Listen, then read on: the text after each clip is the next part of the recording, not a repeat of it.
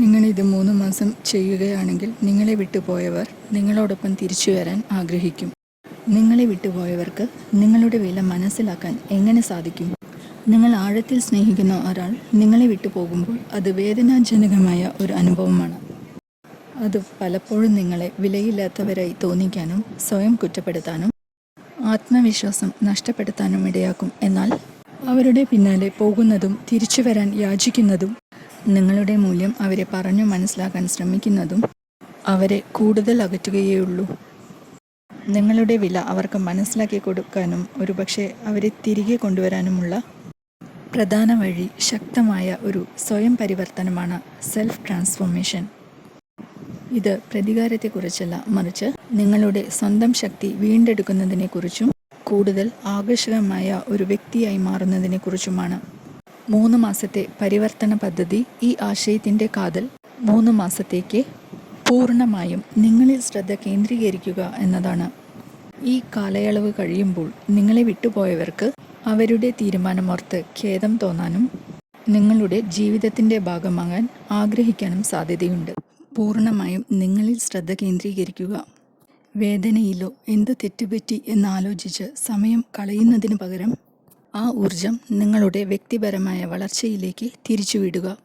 അവഗണിക്കപ്പെട്ട മേഖലകൾ, നിങ്ങളുടെ ആരോഗ്യത്തെക്കുറിച്ചോ കരിയറിനെക്കുറിച്ചോ വിദ്യാഭ്യാസത്തെക്കുറിച്ചോ അല്ലെങ്കിൽ സ്വപ്നങ്ങളെക്കുറിച്ചോ നിങ്ങൾ അവഗണിച്ചിട്ടുള്ള കാര്യങ്ങൾ എന്തൊക്കെയാണെന്ന് ചിന്തിക്കുക. ചെയ്യേണ്ട കാര്യങ്ങൾ: ശാരീരിക ക്ഷമത, ഒരു ജിമ്മിൽ ചേരുക അല്ലെങ്കിൽ വീട്ടിൽ വ്യായാമം ചെയ്യാൻ തുടങ്ങുക. കരിയർ, വിദ്യാഭ്യാസം, നിങ്ങളുടെ തൊഴിൽപരമോ അക്കാദമിക്കോ ആയ ലക്ഷ്യങ്ങളിലേക്ക് തിരിച്ചു വരാൻ നടപടികൾ സ്വീകരിക്കുക. പുതിയ കഴിവുകൾ, ഹോബികൾ, ഒരു പുതിയ ഭാഷയോ അല്ലെങ്കിൽ നിങ്ങളെപ്പോഴും ആഗ്രഹിച്ചിരുന്ന ഒരു ഹോബിയോ പഠിക്കാൻ സമയം കണ്ടെത്തുക. നിങ്ങൾ സ്വയം മെച്ചപ്പെടുത്തുമ്പോൾ നിങ്ങളുടെ ആത്മവിശ്വാസം വർദ്ധിക്കും. അത് ദൂരെ നിന്നുപോലും മറ്റുള്ളവർ ശ്രദ്ധിക്കുന്ന ഒരു തരം ആത്മവിശ്വാസം നിങ്ങൾക്കുണ്ടാകും. നിശബ്ദത സ്വീകരിക്കുക. ഇത് ഏറ്റവും ശക്തമായ ഒരു ആയുധമാണ്. ഒരാൾ നിങ്ങളെ വിട്ടു പോകുമ്പോൾ അവരെ ബന്ധപ്പെടാനുള്ള ആഗ്രഹം ശക്തമായിരിക്കും. എന്നാൽ അതിനെ പ്രതിരോധിക്കുക. ഏറ്റവും ഉച്ചത്തിലുള്ള സന്ദേശം നിശബ്ദത. പലപ്പോഴും വാക്കുകളേക്കാൾ ഉച്ചത്തിലാണ്.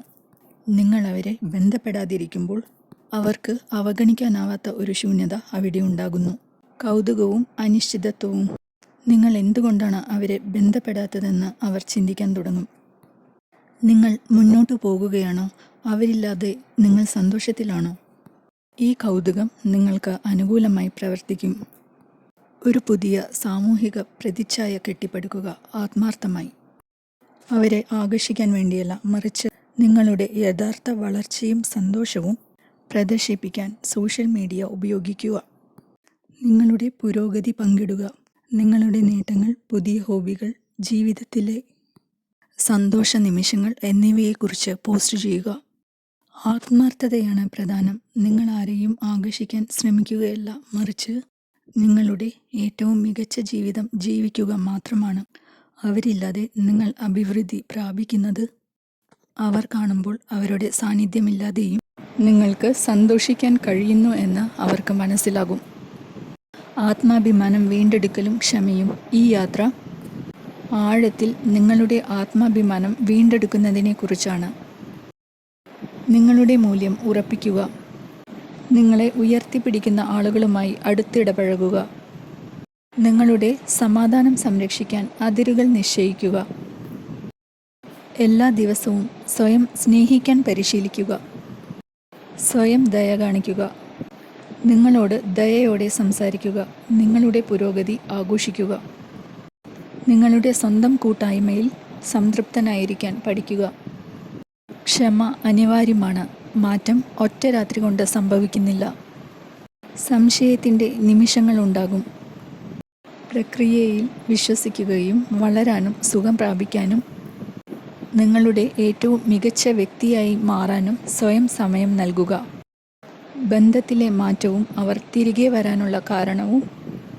മനുഷ്യർക്ക് ലഭ്യമല്ലാത്ത കാര്യങ്ങളോട് സ്വാഭാവികമായും ആകർഷണമുണ്ടാകും. നിങ്ങൾ പിന്തുടരുന്നത് നിർത്തുമ്പോൾ ബന്ധത്തിലെ ചലനാത്മകത മാറുന്നു. അസാന്നിധ്യം ശക്തിയായി മാറുന്നു. നിങ്ങളുടെ അസാന്നിധ്യം നിങ്ങളുടെ ശക്തിയായി മാറുന്നു. നിങ്ങളെക്കുറിച്ചുള്ള ചെറിയ കാര്യങ്ങൾ, നിങ്ങൾ നൽകിയ പിന്തുണ, പങ്കുവെച്ച ഓർമ്മകൾ എന്നിവയൊക്കെ അവർക്ക് മിസ് ചെയ്യാൻ തുടങ്ങും. ഖേദവും ആഗ്രഹവും അവരില്ലാതെ നിങ്ങൾ വളരുന്നത് കാണുമ്പോൾ അത് ഖേദവും നിങ്ങളെ തിരികെ ആഗ്രഹിക്കുന്ന ഒരു തരം വാഞ്ചയും അവരിൽ ഉണ്ടാക്കുന്നു. ഒരാൾ വേർപിരിഞ്ഞതിനു ശേഷം തൻ്റെ ആരോഗ്യത്തിലും കരിയറിലും ശ്രദ്ധ കേന്ദ്രീകരിച്ചപ്പോൾ അയാളുടെ മുൻ പങ്കാളി തിരികെ വിളിച്ചതും ഒരു സുഹൃത്ത് ചതിച്ചതിനു ശേഷം സ്വന്തമായി ബിസിനസ് തുടങ്ങിയപ്പോൾ ആ സുഹൃത്ത് ക്ഷമ ചോദിച്ച് തിരികെ വന്നതുമെല്ലാം ഇതിന് ഉദാഹരണമായി പറയുന്നുണ്ട്.